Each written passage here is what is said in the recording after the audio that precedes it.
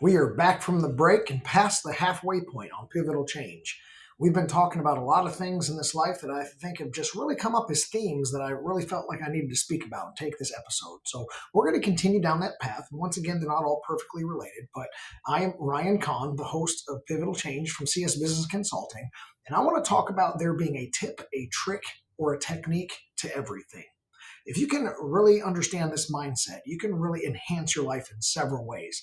So, what I first want to do is I want to take your mind back in the day when you were a kid, or maybe you just eat at Cracker Barrel and they have those little puzzles. You walk into a toy store and those are little brain buster puzzles where, I don't know, maybe there's the two horseshoes with the chain and there's a ring on that chain. And you got to try to figure out how to get this ring off of this solid item here where it's welded together at the base. And of course, if you do things just the right way, you know, the tip, the trick, the technique to it, you can be the smart person that impresses your friends and gets the ring off the chain, or can slide the hook off the nail, or do whatever. There's all kinds of little brain busters. And in that moment, it kind of gives you an advantage over your friends. You're the smart one. You get to step up intelligence. I don't want it to be too much of an ego issue, like, hey, I kind of know something you don't know. That's not the point here. But it is a moment where you now have the ability to teach somebody else and impress upon them this little technique or trick.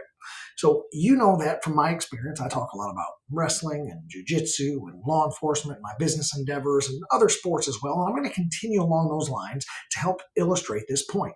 One of the most impactful little techniques or tips that I got was in wrestling and in jujitsu when a concept called infinite base that not everybody even talks about exists. So if you think about life, you have all of these bases all around you. You have my desk, my chair, these walls.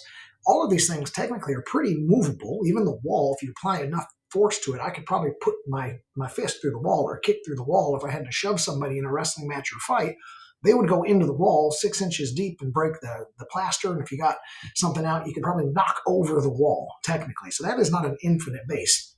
But in the context of a sport, a jiu-jitsu or something like that, the ground, the earth, the mat is infinite base. It is not going anywhere, no matter how hard I punch, kick, or push on it. So utilizing infinite base to its advantage really helped me in one way. Let's say there's a cradle in wrestling or in jiu-jitsu. There's similar techniques where you take somebody's head and arm and their leg and you bring them together and you hold them together. And that way you get control over that person to either pin them or subdue them and escape the fight.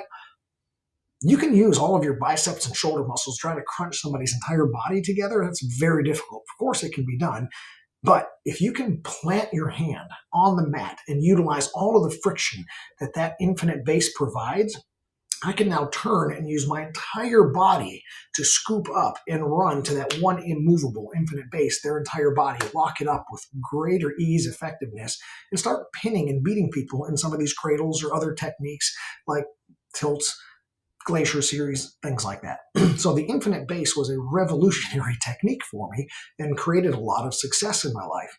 So I've now gone and I've looked into my business world, my relationship world, and said, what is the version of an infinite base here? What's that thing that I can rely on to always be there and then build success off of it? So keep that in mind while we go along the ways. And I'm not talking about all combat sports and football and wrestling and things like that, because there is definite a psychology for this for sales pitches, let's just say. Let's say somebody has never taught you how to set a hook in a sales pitch, and your customers just kind of keep losing interest and walking away.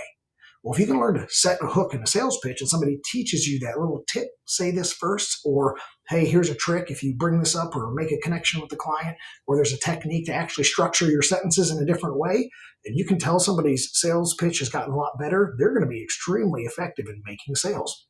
We do something in our advisory service as well. So in the accounting firm that specializes in advisory and business consulting, we have a profile of a client that we like. We do not want just tax returns walking off the street and somebody saying, hey, can you do my taxes? That's not what we're here for. We want the relationship, the longevity of providing value and pouring value in that relationship. And of course, the client has to have a situation in which they can receive our value and get the gains from the changes that we're trying to implement in their life. So we need to profile that person. And the psychology of what we do is in the very first introductory meeting, there's no bill, there's no charge. We're just meeting each other. We tell them fairly early on in the conversation, this is just as much us interviewing you to see if you're a good fit for our firm as we know it is for you going around and shopping for accountants to see if we can do the job that you want us to do. Immediately the situation changes and they go, whoa, I might not get picked. I thought this was a one-way street and I'm shopping for accountants, but it's no longer that way. We might not pick you even if you like us. Whew, they take a deep breath. They usually sit up in their chair and start paying attention differently because their mindset goes, I may be excluded. Nobody wants to be excluded. The kid on the playground that didn't get picked. So they're going, pick me, pick me. And they're immediately more compliant into our systems, our methodologies, and our procedures.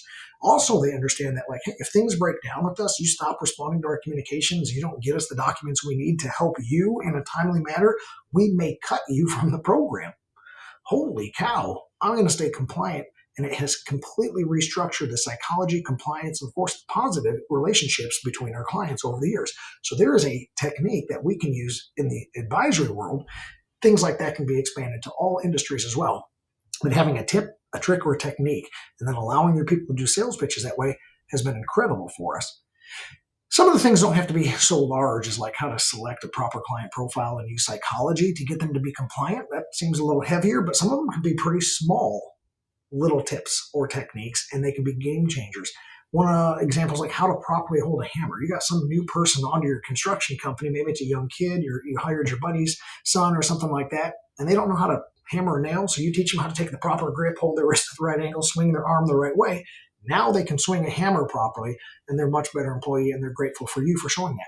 Maybe it's not just holding a hammer, but maybe it's learning something like using your pinky to hit the tab key on a keyboard and tab your way through fillable documents.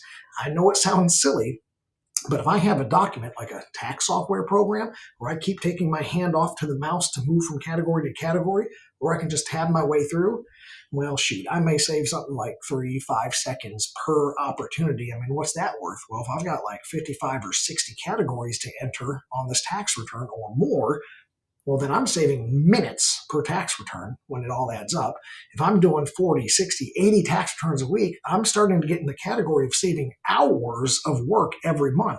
If I'm saving hours of work every month, I'm saving dozens of hours a year. You're telling me by just using my pinky to tab through a screen? So that was something that I learned back in the day in high school and college that made me more effective, but has carried us through in little things. Like little tiny things that seem insignificant can really have a large ripple effect.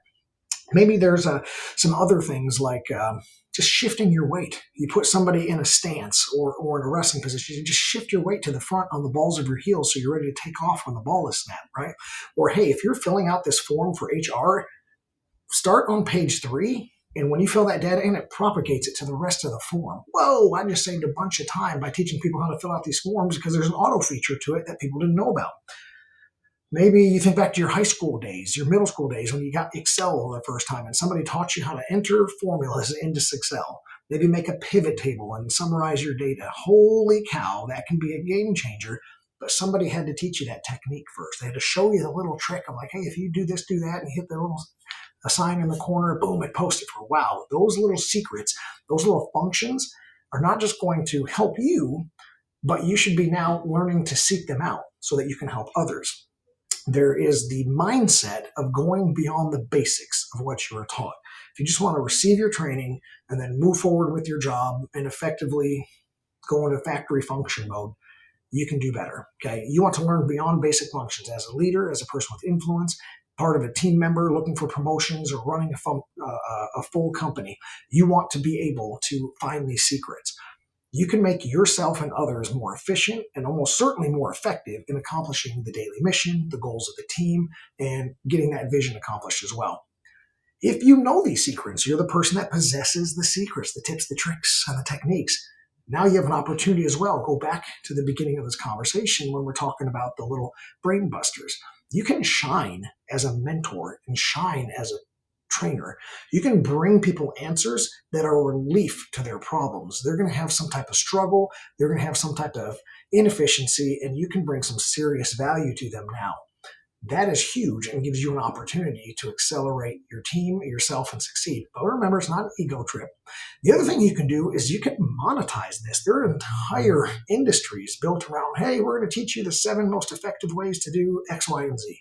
And they monetize that. And you can find tips, tricks, and techniques in your industry or in your training programs and then develop a training program and sell it for outside of your industry, or maybe even inside your industry at times. This is a huge thing that you can lock into, and we need to be people in life that are always looking for that tip, the trick, the technique. Now, we're not talking about cutting corners and taking shortcuts. That's different, but something that makes us more efficient and more effective. After monetizing it, there is a trap, right? So other than monetizing, other than sharing and being a training and a mentor and be that shining star, there is a toxic side of this as well. And I really want you to be the person that does not grab all of the secrets and trips and hoard them and keep them close to their chest. And I refuse to share my expertise with anybody. People think that makes them more valuable, but it doesn't. Because what's going to happen is if you leave because you're the only person that knew how to unlock this software, you're the only person that knew how to order the exact right custom part from the vendor and explain exactly what they need, well, we're going to figure that out. We're going to resolve that issue at some point based on necessity, and you will be replaced. But your value comes if you can now teach 10 other people to do what you do. If you can teach 10 other people to know what you know, you're now valuable. You might have opportunities at promotion, opportunities at expanding bandwidth and increasing your company and delegating to where you have a superior role. That's incredible. And that promotes a good culture. It promotes sharing and expertise and team building and mentorship. And that is a huge thing. So do not be the toxic person that hoards all of the tips, the tricks, and techniques. Be the person that shares and teaches and trains. And if you have the mindset of looking for these in life and seeking them out, you're going to watch some serious growth occur and some serious expansion happen in your life. So try that out. Everybody sit tight. We're going to take one more commercial break before we finish the night right here on Pivotal Change.